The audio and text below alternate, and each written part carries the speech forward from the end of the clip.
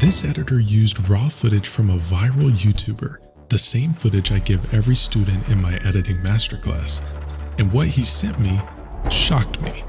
In this video, I'll break down what he did right, what I would have done differently, and how one conversation helped him land a $6,000 raise from a client with 100,000 subscribers. You'll learn how to apply the same principles to make your videos feel expensive and land higher paying clients. 42% of adults across America are obese, which is triple the rate of the city I'm currently in, Boulder, Colorado, America's skinniest city, which sounds great, but there's a dark side. This is a great cut so far. Oh my gosh. I'm getting nervous. I'm about to get my job replaced. Yo, please chill on me.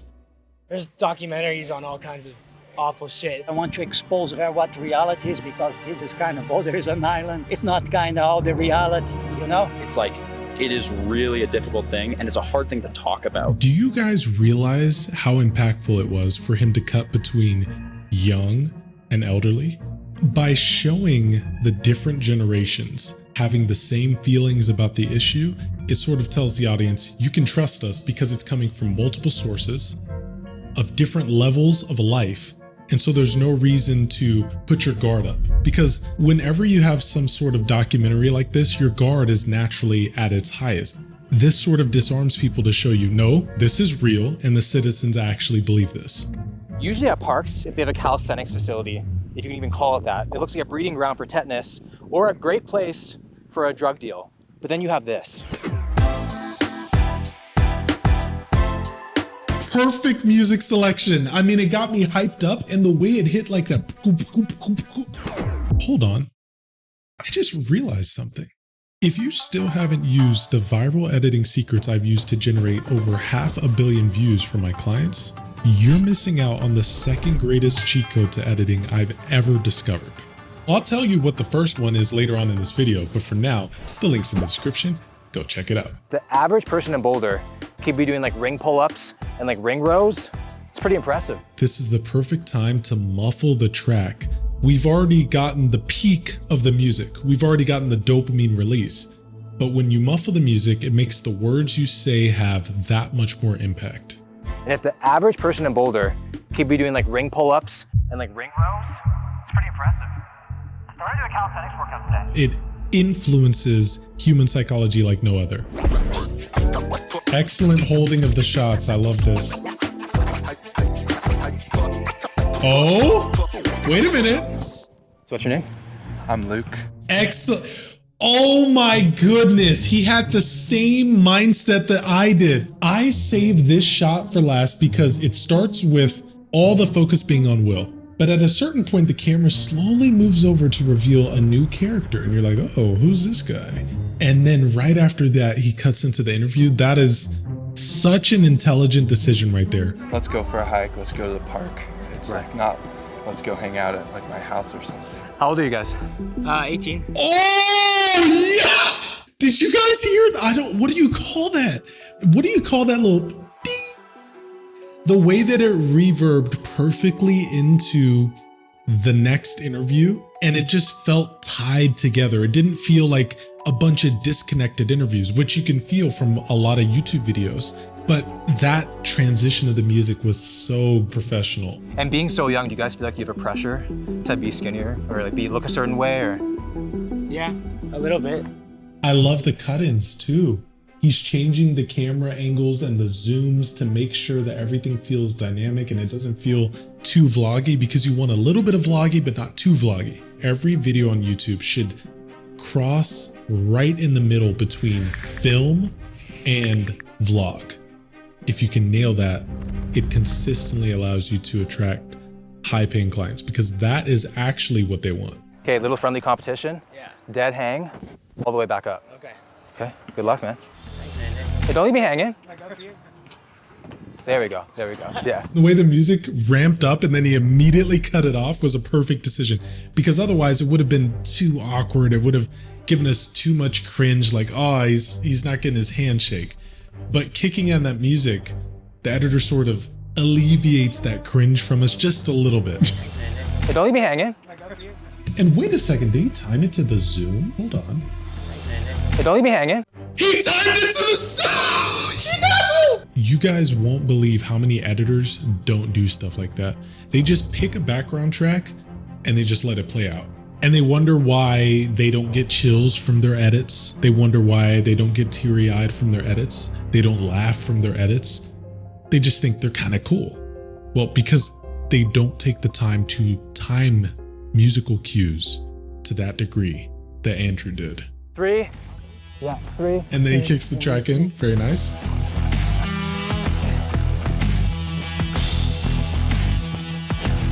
This track is so hard, dude. This makes me want to go into like a bare knuckle fight in Russia. And he's letting it play. He's not cutting. Bro is not cutting. I love the fact that he's not overcutting. Guys, I just lost like 5 billion IQ watching Airrax edit because there were so many cuts. It was unbelievable. So to see an editor have the confidence to not cut is so refreshing. Boulder is known to be America's skinniest city. Does that surprise you at all? It doesn't surprise me. I have a friend who lives here and says that, not the skinny, but the fittest one, but I don't want to believe that. I love the lack of music here, yes. If he kept the music going right there, I would have flipped this desk over. We need time to come down from the dopamine hit that we've just gotten. People started looking at the retention graphs and they would think, okay, well, hold on. When we do a super high dopamine moment, it leads to a retention spike. So what if we did the entire video like that? But what it led to was over editing. People would use so many effects, so much sound, to the point that the audience couldn't even process what they were taking in. It resulted into what people call these days the Mr. Beastification of YouTube, where you don't really feel anything from watching the edit, and once it's over, you don't even know what you just watched. By introducing strategic silence like this, it allows the audience to reset their dopamine receptors so that when you finally do bring in all those crazy elements in, they still hit. And lastly, I checked out Wander to get a local nut milk, and it was absolutely scrumptious. While on the surface, everyone in Boulder is healthy, happy, and fit, it's not all sunshine and rainbows. Right here, when you start introducing the articles, it would have more impact if we cut to a new music track. Do we want the same music of when we were drinking milk to be matched with women having EDs in the city? I don't think so. Wait a second. While on the surface, everyone in Boulder is healthy, happy, and fit, it's not all sunshine and rainbows. Andrew, no! I love all these graphics. I love them so much. But then I see your mouse come by at the last. Why can I not see it when I scroll frame by frame? I know what I saw. Don't lie to me. Where is it? Gotcha. Guys, it may not seem like a big deal to you, but when your mouse comes by on the screen recordings, it is not professional, because it reminds the audience that they're not immersed in the story. It's not real, it's a screen recording. I love the beauty of these graphics and the zooms, the shadows, the highlight, but we gotta get that mouse out of there or else people will die. Apparently Boulder has the highest rate of eating disorders in the nation. Wow. Do you know anything about that? I didn't know that. I have not watched this part of the edit. Please, God, tell me that Andrew cross-cut these interviews. I really hope and I pray that Andrew did not just play every single interview out by itself. Please tell me he cross-cut. Please, please. No. Oh, no, that's surprising. Yes! Wait. Surprising that there's an unhealthy element to it. I'm not really, He cross-cut! Oh, I was almost worried that if you want to take your interviews from mid to amazing, then you need to start cross-cutting. Cross-cutting is the difference between, yeah, whatever, I don't really care, to, wait a second, this feels like an entire movement. Everybody is living under the same unanimous idea. And that is the way to make the audience feel something. During my time in Boulder, I would say undoubtedly it's impossible not to notice the ideal body pretty prevalent in a lot of different spaces. Do you guys feel like you are pressured to have a certain body type being here? Everyone's a lot fitter than usual. I love that deliberate cut. He cut from her saying it's pretty obvious to notice these things in the community. But that's sort of just an assertion from her. It's an assumption. Then he confirms it by cutting into real people answering the question, do you feel this pressure? Doing this is incredibly important to prevent your edit from feeling biased. I can speak most prominently to my experience growing up in the United States. There's pressure to look a certain way, and there's reward to fitting into a certain ideal of beauty. The music just, it does something to me, man. And not just to me, it does it to the audience. Even the people that don't care about music, they get impacted by it. What advice would you give to someone in how to identify if they actually have something? When I was in college, I was binge drinking, which soon led to binge eating, which soon led to purging. The melodies started to go into the higher notes when we started talking about her specific story. That is incredible storytelling. You're actually breaking apart the music itself in order to trigger certain emotions. You don't always have to change everything or remove a song or add a new song. You can take what you already have and just mold it. There are so many editors that are paid extremely well. They are the highest tier of editor on the platform, yet they still do not know how to pick music to trigger emotions. It actually is sad, and it's part of the reason why I decided to write the Elite Editor Academy program. I figured there has to be a formula to this. There has to be something that we can do to ensure that every video can hit. And it turns out there is. I was able to start charging an extra $550 a month on top of what I was already making. So obviously that's really great. And I was also able to talk to the channel I work for and get my name put in the description of all the videos I edit. And that's led to a lot more people seeing my channel, seeing my portfolio.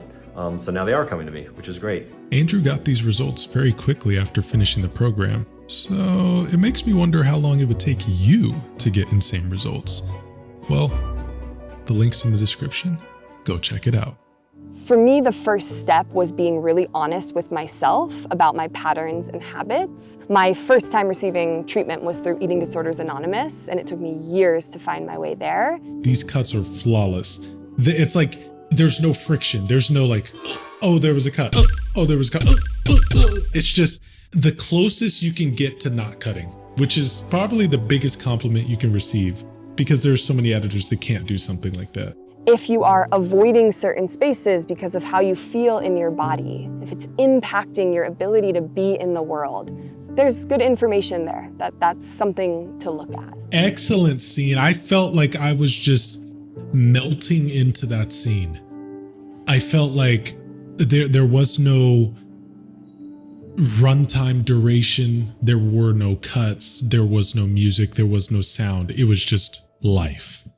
And that is the ultimate goal of an editor. If you can make the audience feel as though what they're watching is fully unfolding for the first time in front of their very eyes, they're not watching on a screen. I didn't feel like I was watching on a screen. I felt like I was just watching a woman talk about these incredible life experiences. Did you build this? No, it was a guy named Jerry Rigg. Jerry Rigg. On YouTube. He originally made this out of 2 electric bikes for his wife who can't walk. Ooh. I hate to say this. That scene with the gentleman on his little rover hits more emotionally for me in my cut. I'm 74. I can't pedal anymore, and I mean, you're out here, man. You have the best looking bike of the bunch. My leg is numb, so I don't have any balance anymore. I can't ride. I used to ride mountain bike all the time. It's very important to show things like, I can't ride the bike like I could when I was a kid. It plays into those fears that we all experience of growing old and not being able to do the things we used to. It's very hard because this entire edit, it's just, there's been so many amazing moments, but then the moments that don't quite hit, it's like they're right at that line. I've seen so many test edits of editors trying to replicate the style, and this is the closest I've ever seen. Wow. Now, you might be wondering, how did Andrew react after hearing everything I just said about his edit? Well, he actually recorded his reaction, so let's see what happened. I really appreciate that Josh was able to take the time to break down one of my edits. In the course, we have access to some really high quality footage that we can practice our editing on based on what we learned in the course. I also really appreciate the parts that he thought I did well. When he kind of complimented those parts, I had just like a huge smile on my face, and that really gave me a lot of confidence. So yeah, I just really appreciate that we have access to that cool footage, and Josh is willing to take some time and give us the feedback on our editing. There's still a problem here. There's one edit I did for Will Tennyson that got 70 million views and pulled in 100,000 new subscribers. But what most editors miss is why it worked. So I'm about to break down the exact editing psychology I used to force replays, trigger emotional reactions, and rack up top comments with over 100,000 likes. And you can watch that video here.